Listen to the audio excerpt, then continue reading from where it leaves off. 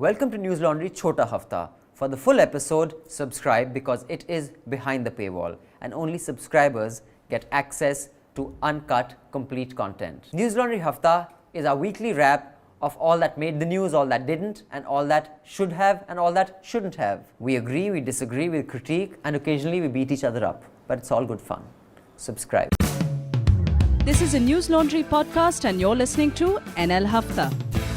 अंग्रेज अपना लगान और न्यूज़ लॉन्ड्री अपना हफ्ता कभी नहीं छोड़ते. We are back with another episode of Hafta from an extremely polluted Delhi. Today AQI crossed some 600. Apparently some parts for the was first 700. Yeah, this year. It wasn't that bad even during Diwali. Yeah, it's become like it's at different level. So we hope wherever you are, you're breathing cleaner air than we are. And before we get into the headlines, speaking of breathing clean air, Manisha and Atul headed to Himachal Pradesh this morning because there's an election there, as you may have been following the news. Also today, the election dates were announced for Gujarat. So we will be covering both these state assembly elections. Atul and Manisha will be doing their another election show. And we have 4 reporters and 2 producers on the ground as well. And as you know, we don't take any ads because our motto is when the public pays, the public is served. So for all these years, you have been supporting our election coverage. Some of our election coverage has been pretty cutting edge. In fact, in the Bengal election, we found that lady whose face was used in the ad. And that's only because you guys fund our reportage and not Sarkari ads. So I hope you will contribute to this NL Sena. You can click on the link in the show notes below, or you can go to newslaundry.com and click on the Sena. 6 people over, 15, 20 days over 2 states and several cities is expensive. It will go into several lakhs. So I do hope we don't have to, because we don't want to and we never will, run big ass ad of Modi ji or Yogi ji or Kejriwal ji or KCR, who also runs big full page ads. Now Gehlot has joined me. Gehlot has been running full page ads. So we don't do that.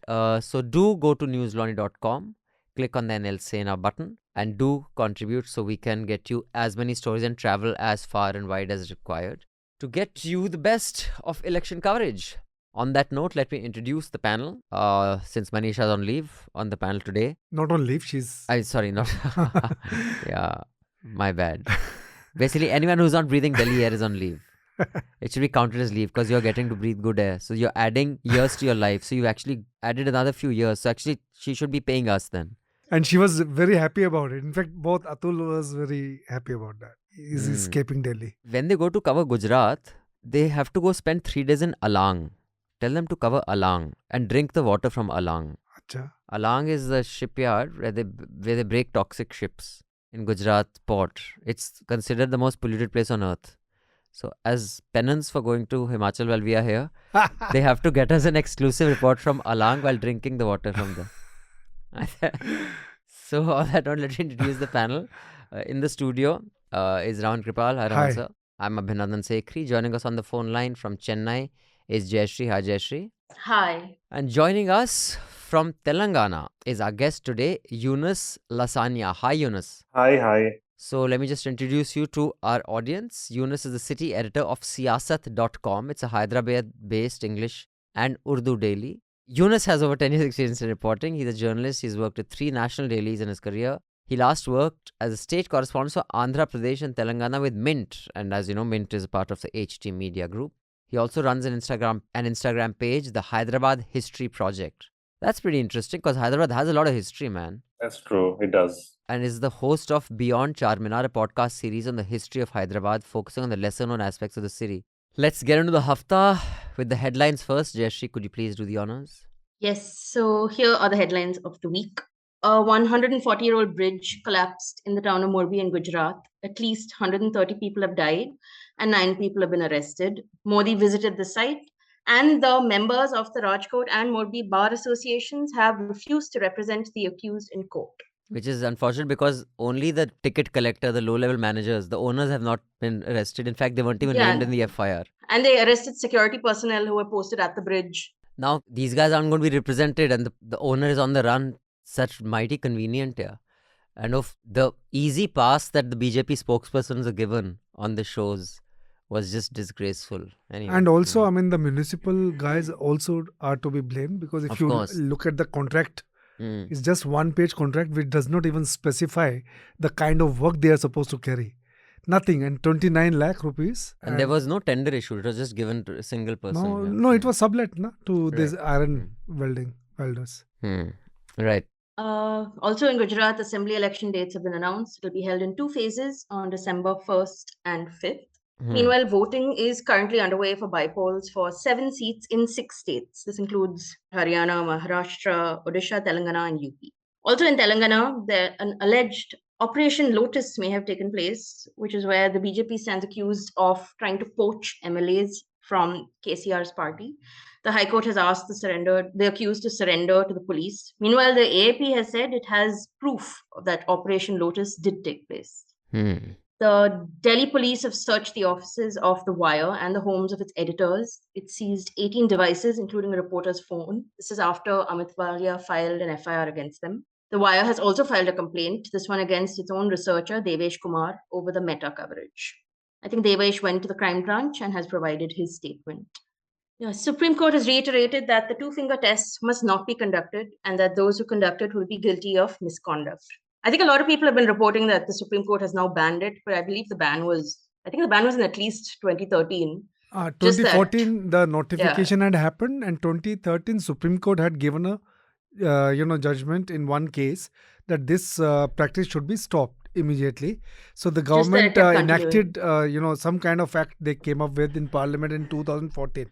But this just goes on, and nobody gets punished also. Yeah, exactly. Same thing with this section 66A. They're still booking people under a section that's been struck down.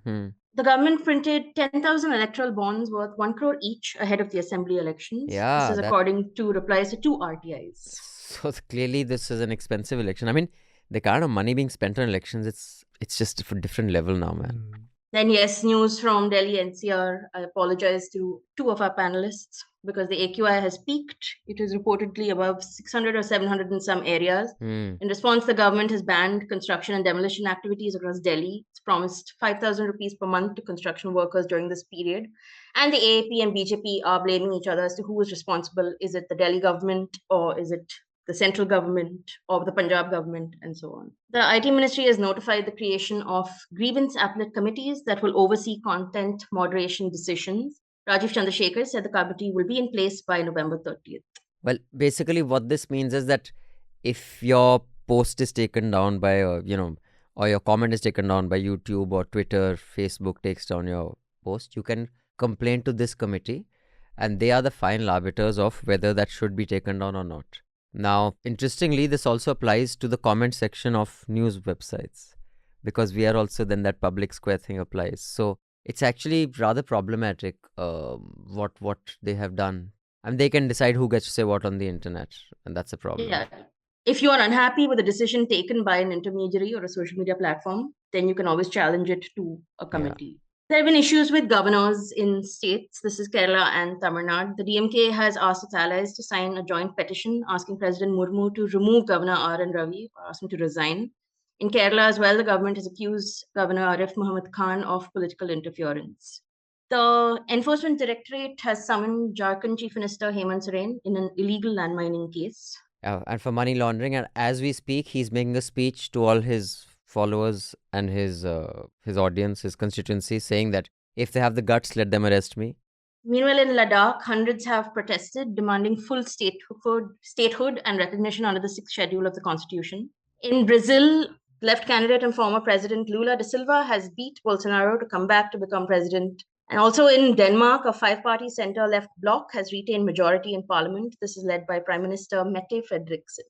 In Qatar, and this is quite shocking news, thousands of migrant workers have allegedly been evicted from their allocated apartments and given 2-hour notice to do so. This is allegedly to provide accommodation for visiting soccer fans during the FIFA World Cup. And the last headline is that Elon Musk has said Twitter will charge $8 a month for the coveted blue tick, by which you can get a verification badge. He called it Twitter's current lords and peasants system and said it is bullshit power to the people.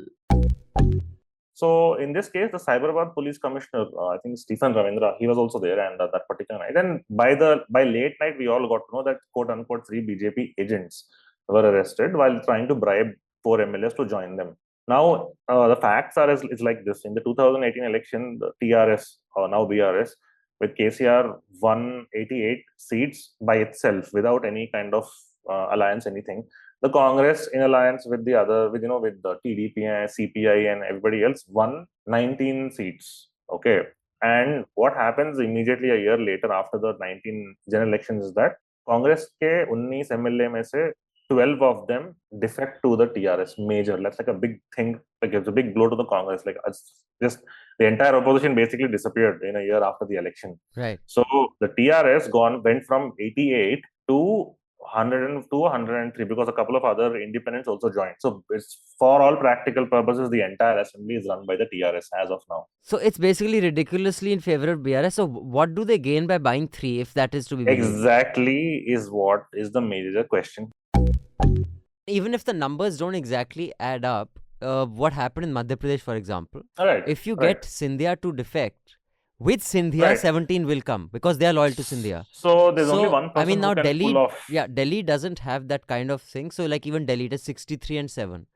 Right. But what they were, the allegation AAP made was, and which is what the BJP allegedly does in several states. I mean, they don't think for tomorrow. We'll chip away at it. Like these 10, we will put FIRs on. These 5 will be in custody. There'll Right. be ED case against these and these 12. So by the time in another year or two, for example, the Operation Lotus of Madhya Pradesh did not happen overnight, no? Right. They tried, failed, and then did it again. So if any of these MLAs are big enough to get 20-30 with them, then, I guess it makes sense. What is the deal with Rahul Gandhi's speech recently? I think he said that KCR takes his orders from Modi. So I think this has been a very old charge against the TRS, right? So I Yeah. mean, because if you look at TRS's parliament performance in the past, they have actually supported the BJP. Like for example, when demonetization happened, one of the earliest people to support the BJP or the central government, to put it very simply, is the TRS, and their stand was that we have to. This is a federal structure. We have to work with the government, and we'll our first concern always is Telangana. Like we want whatever we can for the state. In fact, I've been told also by people within the government also that the TRS has been managing from the very beginning to get government funds very easily because they've maintained a very good relationship to a certain extent. So the charge has always been there. But that this KCR charge is there for every true. party. I mean, this charge is True. there that against ORC that he's BJP's B team, against AAP that they are BJP's B team. No, but in this particular case, it's not like so. TRS will never see. TRS and BJP are definitely at odds in Telangana. Until the last election, BJP was pretty much out of the question until the 19th general elections when BJP managed to get 4 seats in the Lok Sabha election out of 17. TRS until I think in the last 1 year, and I'm telling, I can certainly say this because I've been covering them properly from 2017 onwards, right? So there has been a marked difference in how they are now taking on the BJP. Can I just say one thing about Operation Lotus though? Like the crazy thing is that the term Operation Lotus, the crazy thing is that we're talking about it like it's some James Bond thing when it's literally just a brand name. It's like a brand name for like blatant corruption, but it's born like this sort of badge of pride. Yeah, exactly. I mean, it started off under Janardhan Reddy, but now it's this sort of Six Sigma operation, like a tried and tested model that we've institutionalized. Yeah, it's a new political model now to come to power. This whole thing of don't politicize a tragedy, I don't buy it because that is what politicians have always done and that is part of what they are there to do. So what does that really mean? That don't use language that is crass, or don't use a tragedy. A riot is a tragedy, COVID was a tragedy. I don't understand the expectation that don't use this to win an election. I don't get that. And I don't get how it's even followed. Politicians will politicize everything from the pandemic to vaccines to its production to every single thing that happens. A government will politicize, but when it comes to things that go wrong, then we are expected to step forward and be noble and not politicize it. No, it doesn't work. Like it's not a binary sort of black and white thing where one is political and one is not. Everything is political in its own way. And in cases where you're blaming sort of municipal corporations, you're asking why contracts were given to certain companies. This is not politicizing an issue. This is asking very basic questions of a government and a state as to why a terrible tragedy happened. the onus also does fall on the government and the municipality, right? Because they are supposed to actually inspect all of these things. This is a given that this is the government that is supposed to prevent this kind of stuff. Then you're supposed to not only inspect, supposed to make sure that these kind of things are very specifically not done in any place anywhere. And when you're saying don't politicize, you're just having a double standard here, saying that no. Yeah, I mean, just reverse the roles. Let's say if it was some other government here, okay. Let's say if it was in a state run by any of the opposition parties, I'm pretty sure that the reaction itself would have been very different. I'm pretty sure that the tweets and the condolences would have been very, very different. And I think we've seen this happen in the past. Imagine if this was let's say in Andhra or somewhere. I'm pretty sure the BJP or the center would have politicized it by itself. We have seen the center politicizing other things in non-BJP run states. To say that don't politicize it is absolutely bullshit. Yeah, it is absolutely ridiculous. So if you just look at there are lapses at all counts. I mean, whether the municipality, the guys who had this project for 25 years, and these guys further sublet it to someone who have no expertise into it. They are just the iron welders. They have a shop of iron welders. That office is written iron welders. And then the municipality is charging ticket for people to go on that bridge. So normally 2,500 people they go to that bridge every day. These many tickets they sell, and at that particular time, this bridge was supposed to take only 150. Is specified. So at that particular time, there were 300 people on the bridge. So that means the tickets were sold off. And also the flooring of the bridge had been changed. They had not repaired it. They were supposed to actually redo the bridge and make it stronger. They just changed the flooring and they made it heavier. They put aluminium flooring or something. And they did not change the steel, cables. Yeah. And they are rusted. I mean, the forensic guys, they have already taken the samples. India has a terrible safety culture. We're talking about road safety, building constructions, fire safety. Any aspect of it is very low priority. And as long as things go well, which is most of the time, then no one cares. But then when things go catastrophically wrong, then you have a lot of finger pointing and blame shifting. And as we're seeing it here, but also what are the systemic lessons? Does this mean that bridges across Gujarat are going to be inspected and given fitness certificates? No. Well, one has yesterday, they stopped one bridge from being used in Gujarat. Yeah, and similarly, a day after Morbi, there was a video of someone trying to take his Maruti car across a pedestrian bridge in Karnataka, and everyone was like, "My God, so unsafe." But on any other day, no one would have batted an eyelid. And I mean, we only need to remember the number of fires in hospitals in the last couple of years. Right. So we need an overhaul of how these things are regulated, like across the board, because otherwise, what is the prospect for this betterment? Now, I was just wanting to draw, I don't know if any of you saw in the BBC bulletin, the mayor of the town where that crush happened in Seoul, the Halloween crush, where I think 180 odd young party-going revelers died. The police chief, the statement of the police chief, how, the mayor broke down and started crying. And that how they said, dude, our bad, yeah, we have no excuse. We don't know how to handle this. We will learn. We will train our police. The police chief saying that my cops don't know how to handle a crush of this scale. We've never ever encountered or heard of anything in Korea in our city. He said, the police chief said he feels, I think, unlimited or limitless responsibility. Yeah. And that is what you should be saying. They completely took it that our bad, yeah. Yeah.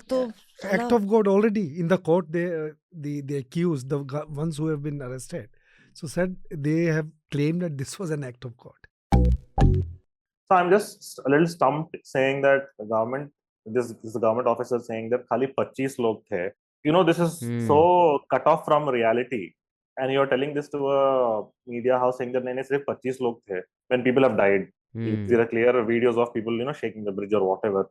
And then you're also saying that the municipal body did not inspect the whole place. And it is just sometimes mind-blowing as to how poorly even the media sometimes questions officers. And this is not an acceptable answer to anything. But I feel I don't know, and I'm not sure that how much political impact it is going to make. Because the BJP is already trying to localize the impact of it. And if it was any other place, BJP and we don't have political parties. So far, we haven't seen if will be able to exploit it as a political tool. All of you listening in, the Chhota Hafta, do subscribe so you can listen to the entire Hafta. We will see you again next week with the Hafta. Till then, subscribe, pay to keep news free, because when the public pays, the public is served. When advertisers pay, advertisers are served. Thank you. Goodbye. All the News Laundry podcasts are available on Stitcher, iTunes, and any other podcast platform. Please subscribe to News Laundry. Help us keep news independent. To catch all our podcasts on news, pop culture, current affairs, and sport, visit newslaundry.com. Follow us on Facebook, Twitter, and Instagram, and subscribe to our YouTube channel. Sun liya Afrika, mufat khoro. Not to brag or anything, but News Laundry Hafta features in the top 50 in the world on SoundCloud in the news and politics category for podcasts. So do subscribe and see what you're missing, because when the public pays, the public is served. When advertisers pay, advertisers are served. Subscribe, help keep news independent and free.